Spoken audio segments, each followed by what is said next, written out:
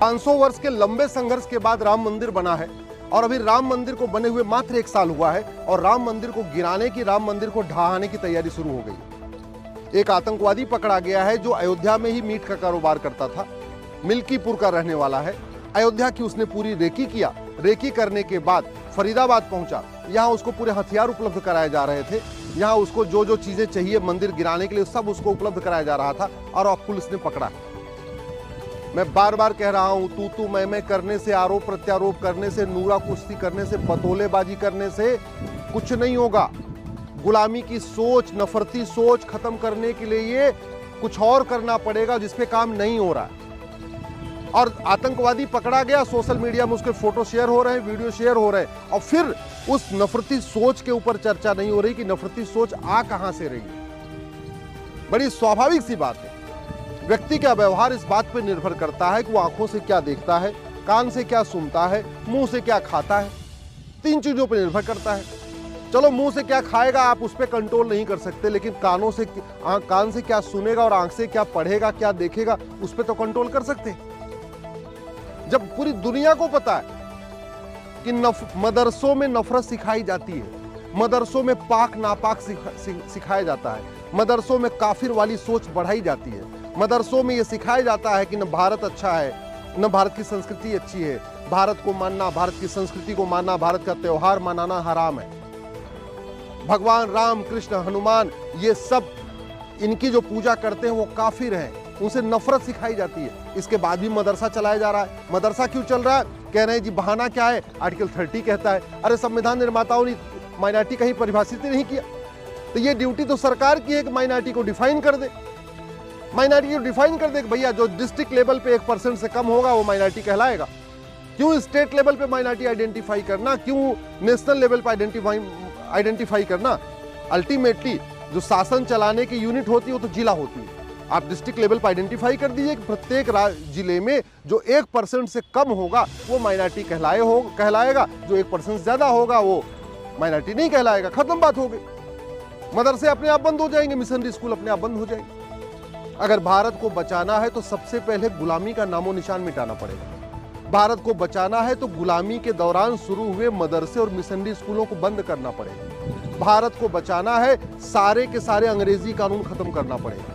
भारत को बचाना है तो कांग्रेस के द्वारा बनाए गए सभी कानूनों को खत्म करना पड़ेगा या बदलना पड़ेगा, क्योंकि जो काम मुगलों ने तलवार के दम पे किया था वही काम अंग्रेजों ने कानून बना के किया था और वही काम हमारी बाद में जो सरकारें बनी, जो कांग्रेस की सरकार बनी, उसने किया।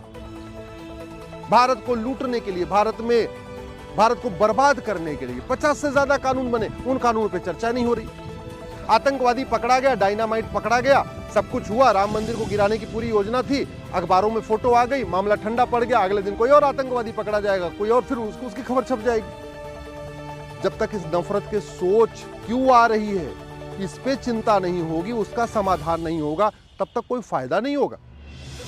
जब तक विदेशी फंडिंग नहीं बंद होगी, भारत के अंदर जो काला धन जनरेट हो रहा है ये नहीं बंद होगा, तब तक भारत सुरक्षित नहीं होगा। भारत सुरक्षित होगा जब शिक्षा में संस्कार हो, कानून का खौफ हो, यानी 10वीं तक सबकी समान शिक्षा हो, 10वीं तक 1 नेशन 1 एजुकेशन बोर्ड हो, 1 नेशन 1 सिलेबस हो, 1 नेशन 1 करिकुलम हो। भारत तब सुरक्षित होगा जब मजहब के आधार पे बने नियम कानून खत्म होंगे। मजहब विशेष के लिए बने गए जो मंत्रालय बना हुआ, इसको मंत्रालय बंद किया जाएगा। मजहब के लिए जो एक आयोग बना हुआ, आयोग बंद होगा। जो मजहब के आधार पर योजनाएं चल रही हैं, लोन दिया जा रहा है, वजीफा बांटा जा रहा है, कोचिंग कराई जा रही है, ये मजहब के आधार पर जो चीजें चल रही हैं ना, ये भारत को एक और मजहबी विभाजन के लिए तैयार कर रही है। धर्मांतरण का सबसे बड़ा कारण ये अल्पसंख्यक कल्याण मंत्रालय है। जितनी अल्पसंख्यक की योजनाएं जाल रही हैं, ये सब धर्मांतरण को प्रमोट कर रही है। स्वामी विवेकानंद जी कहते थे कि धर्मांतरण करने वाला व्यक्ति, धर्मांतरण करने से एक हिंदू खत्म नहीं होता, एक हिंदुओं का दुश्मन पैदा हो जाता है। और ये कड़वी सच्चाई है। ये जो अयोध्या पकड़ा गया है आतंकवादी, जो राम मंदिर को गिराना चाह रहा था, तो अयोध्या का रहने वाला है। वहीं इसकी मीट की दुकान, वहीं से इसका घर चल रहा था, वहीं से इसको रोटी कपड़ा मकान चल रहा था दुकान चला के, और अभी 1 साल मंदिर बने हुआ, अब वो गिराने की तैयारी कर रहा है। वो ISI के कनेक्शन के संपर्क में है, वो पाक की एजेंसियों के संपर्क में। सोचो, रहता भारत में, खाता भारत का, लेकिन भारत से प्यार नहीं करता, भारत से नफरत करता है। वो भगवान राम से प्यार नहीं करता, भगवान कृष्ण से प्यार नहीं करता, हिंदुओं से प्यार नहीं करता, नफरत करता है। और कल्पना कीजिए, अगर इतना बड़ा जितने पास उसके हथियारों का जखीरा मिला है, अगर ये राम मंदिर में फूट जाता, केवल मंदिर नहीं गिरता, लाखों लोग भी मरते। ये तो बच गए। ये तो मैं हरियाणा की पुलिस, गुजरात की पुलिस, दिल्ली पुलिस को धन्यवाद दूंगा, उन्होंने पकड़ लिया। लेकिन पकड़ लिया, अब सवाल ये है उसको सजा कब होगी? ऐसे कितने आतंकवादी पकड़े जा चुके हैं? किसी को फांसी हुई क्या? किसी का 100% संपत्ति जब्त हुई क्या? किसी की सिटीजनशिप खत्म हुई क्या? नहीं। आतंकवादी पकड़े जाते हैं, मुकदमा चलता रहता है, पकड़ने के बाद फिर वो मामला खत्म। अगले दिन कोई और आतंकवादी पकड़ा जाएगा, उसकी खबर छपेगी, फिर मामला खत्म। सवाल यह है, ये आतंकी सोच बढ़ क्यों रही है? और इससे निपटने के लिए मैं बार बार कह रहा हूं, नियम कानून बदलना पड़ेगा। जब तक एक भी कांग्रेसी कानून है, जब तक एक भी अंग्रेजी कानून है, जब तक एक भी अंग्रेजों का यहाँ पे मुगलों का नामो निशान है, ये सोच बंद नहीं होगी। यहाँ पे औरंगजेब से लोग प्यार करते हैं, बाबर से प्यार करते हैं, यहाँ पे गजनी गोरी खिलजी से प्यार करते हैं, जबकि उनका भारत से कोई लेना देना नहीं। और जो लोग ये बाबर, हुमायूं, तुगलक, गजनी गोरी से प्यार करते हैं, सम्मान करते हैं, वो भी कोई 300 साल पहले कन्वर्ट हुआ, कोई 200 साल पहले कन्वर्ट हुआ। यानी सबसे बड़ी समस्या क्या है? कन्वर्जन। और कन्वर्जन को खत्म करने के लिए हमने आज तक सेंट्रल लेवल पर कोई कानून नहीं बनाया। भारतीय न्याय संहिता बना दिया है, लेकिन इसमें एक चैप्टर हमने नहीं जोड़ा ऑफेंस रिलेटिंग टू कन्वर्जन। हमने इसमें ये नहीं लिख दिया कानून में कि धर्मांतरण राष्ट्र की सुरक्षा के लिए खतरा है, एकता अखंडता के लिए खतरा है, अपने आप में देशद्रोह है, ये वेजिंग वॉर है, इसलिए जो धर्मांतरण करेगा उसकी नागरिकता खत्म होगी, उसको आजीवन कारावास, फांसी होगी और उसकी 100% प्रॉपर्टी जब्त होगी। जो धर्मांतरण करेगा या धर्मांतरण कराने वालों की मदद करेगा, उस पर एनएसए लगेगा, यूएपीए लगेगा, वेजिंग वॉर लगेगा, देशद्रोह लगेगा, गैंगस्टर लगेगा। हमने कहीं लिखा ही नहीं है, लिखा नहीं है। तो धर्मांतरण होता जा रहा है, होता जा रहा है। प्रतिदिन 10,000 हिंदुओं का धर्मांतरण हो रहा है। प्रतिदिन 1,000 हिंदू बेटियां कम हो रही हैं, लफ्ज़-ए-हाथ की शिकार हो रही हैं।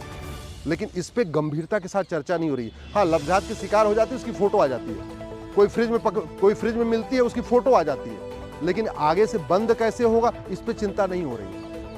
आगे से कोई व्यक्ति राम मंदिर गिराने की न सोचे, इस पे न संसद में चर्चा हो रही है, न विधानसभा में चर्चा हो रही है। तो जब तक ये नफरती सोच नहीं बंद होगी, तब तक तो आप कहते नहीं, आप आतंकवादी पकड़ते जाएंगे, आप एक आतंकवादी पकड़ेंगे, 100 आतंकवादी तैयार हो जाएंगे। जब तक ये मदरसा नहीं बंद होगा, जब तक मिशनरी स्कूल नहीं बंद होगा, तब तक आतंकी सोच, नफरती सोच खत्म नहीं होगी। जब तक इस बीएनएस में आप इसको one nation one penal code नहीं बनाएंगे, सारे जितने अपराध हैं सबको मर्ज करके एक किताब नहीं बनाएंगे, जब तक पूरे देश के लिए एक यूनिफॉर्म पुलिस कोड नहीं होगा, one nation one police code नहीं होगा, जब तक झूठ गंभीर अपराध नहीं होगा, झूठ पकड़ने के लिए नार्को पॉलीग्राफ ब्रेन मैपिंग कानून नहीं बनेगा, एक जुडिशियल चार्टर नहीं बनेगा कि आपको 1 साल के अंदर फैसला करना ही करना है, एक पुलिस चार्टर नहीं बनेगा कि आपको 3 महीने के अंदर पूरी जांच कंप्लीट करना ही करना है, एक सिटीजन चार्टर जब तक नहीं बनेगा कि अगर झूठी गवाही दिया, झूठा एफिडेविट फाइल किया, तुम्हारी नागरिकता खत्म,